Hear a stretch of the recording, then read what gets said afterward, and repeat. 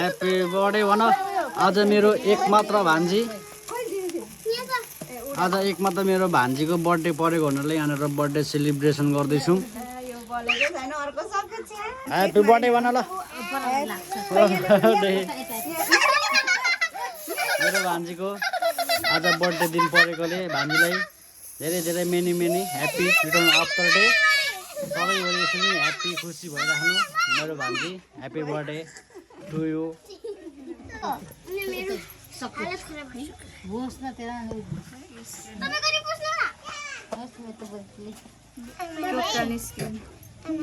आमालाई खुवाइदिनु। आमाले टिका लगाइदिनु भएको छैन नि। त्यसले लगाइदिनु। यता आएर त्यहाँदेखि भेट्नु। भयो अब एकछिन आमाले टिका लगाइदिनु। एकछिन तिमी।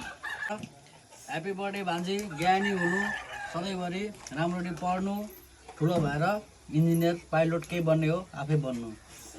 मोटी पनि ज्ञानी हुनु, राम्रो पढ्नु आशीर्वाद छ। तिमीलाई पनि ज्ञानी हुनु, धेरै पढ्नु, ठुलो भएर के बन्ने हो राम्रो आफै बन्नु।